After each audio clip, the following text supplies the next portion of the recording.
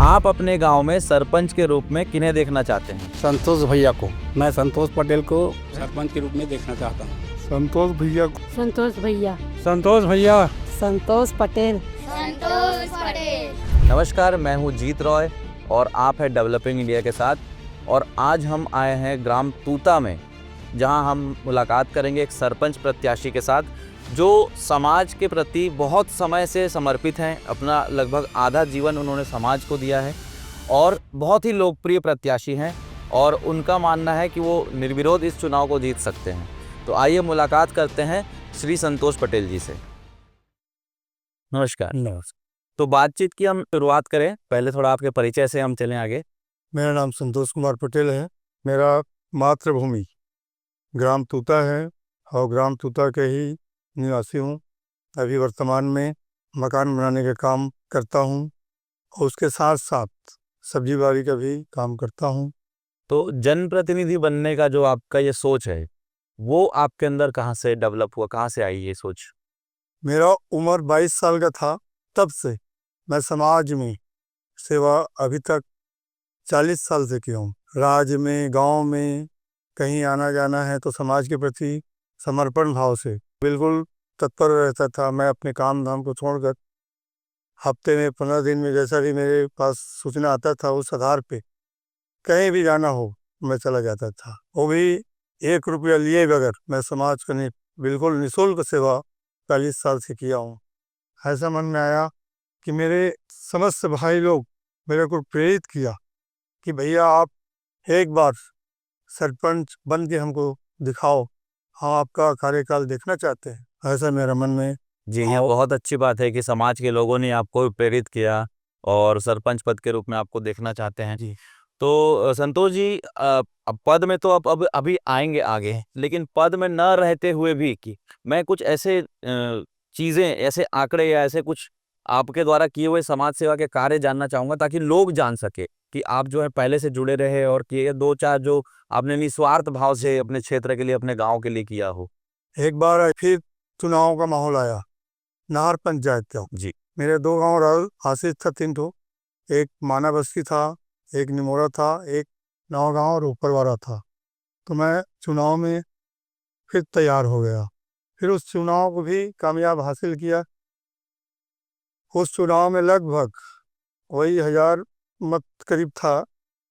Total किसानों को था उसमें लगभग मैं 200 वोट से लीड लिया बिना यहाँ गांव में प्रचार प्रसार किए। तो मैं नाहर अध्यक्ष बनने के बाद बहुत भरपूर किसानों को सेवा दिया हूँ और जहाँ पानी के लिए आए मेरे पास कि नहर को डेवलप करना है भी उसमें भी पूरे सहयोग दिया हूँ। एग्रीमेंट जब एनआरडीए में खेत बिकना चालू हो गया उसके बाद पूरा जमीन अशिक्षित हो गए थे।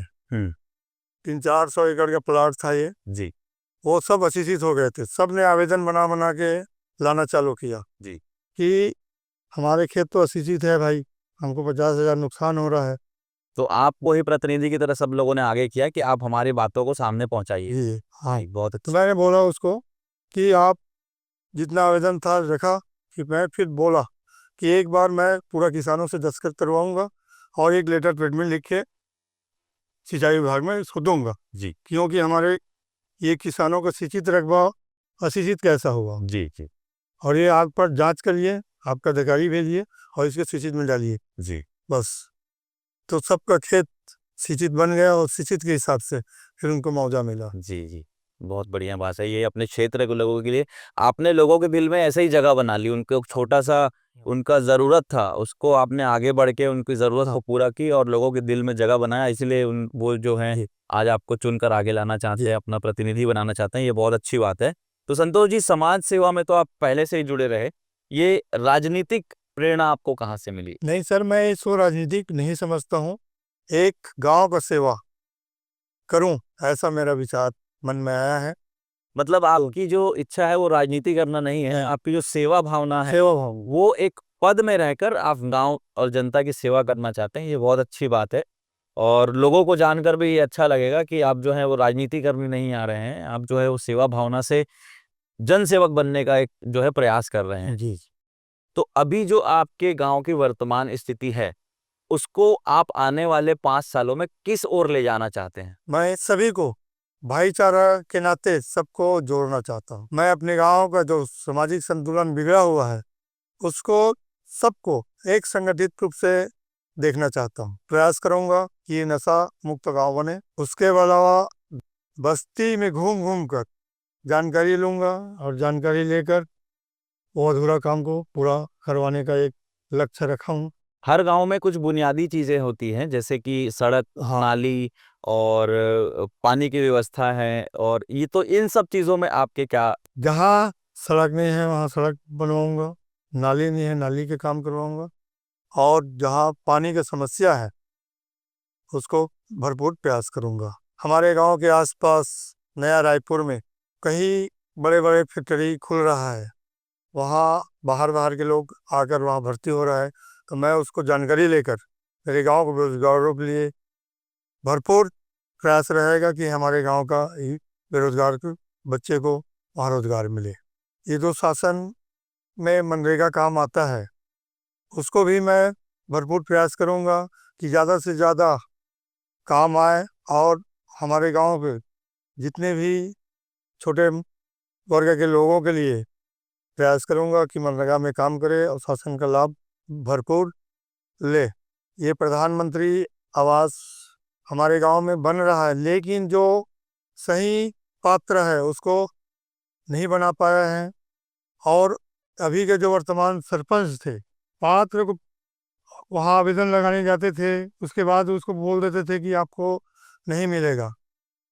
यहाँ ऐसा हुआ है कि जिसका बनना है उसका बना नहीं है, लेकिन मैं इसको भरपूर प्रयास करूँगा जिनको मिलना है सभी को दिलाने का, और किसी का मकान न छूटे। आने वाले 5 साल में सभी का मकान पक्का बन जाए। मैं सरपंच बनते ही मैं खुद अपने पैरों में चलकर गांव में घूमूंगा और सर्वे करूंगा कि जो योजना है शासन का उस योजना से वंचित है, उस योजना का लाभ तुरंत तत्काल दिलवाने का भरपूर प्रयास रहेगा मेरा। और मेरा एक और संकल्प रहेगा कि इस गांव को मेरे कार्यकाल के रहते रहते एक आदर्श ग्राम घोषित करवाने का मैं भरपूर प्रयास करूंगा। जी, बहुत अच्छे विचार हैं आपके गांव को लेकर, और हमारी शुभकामना है कि आपके कार्यकाल में आपका गांव जो है वो एक आदर्श ग्राम बने। बहुत सारे आपके विचार हैं अपने क्षेत्र के, अपने गांव वासियों को विकास करने के लिए, उसको आप पूरा कर पाएं। तो इस चुनाव में आप अपने गांव के जनता के लिए क्या आह्वान करना चाहेंगे? मैं संतोष कुमार पटेल, सरपंच जासी, मैं अपने गांव के सभी नागरिक बंधु से प्रणाम करता हूं, निवेदन करता हूं एक बात सरपंच बनाने का संकल्प ले। जैसे सरपंच पद में आता हूं तो मैं अपने गांव का सेवा तन और मन लगन से करूंगा, यही मेरा सोच है। बहुत बहुत धन्यवाद। मैं आपको आभार व्यक्त करता हूं कि ये मेरे जो वाणी को डिजिटल माध्यम से मेरे गांव तक पहुंचाने का भरपूर प्रयास करेंगे। धन्यवाद। आप अपने गांव में सरपंच के रूप में किन्हें देखना चाहते हैं? संतोष भैया को। मैं संतोष पटेल को सरपंच के रूप में देखना चाहता हूँ। संतोष भैया, संतोष भैया, संतोष पटेल जी। संतोष पटेल। संतोष भैया को, संतोष पटेल, संतोष भैया को, संतोष भैया। संतोष पटेल।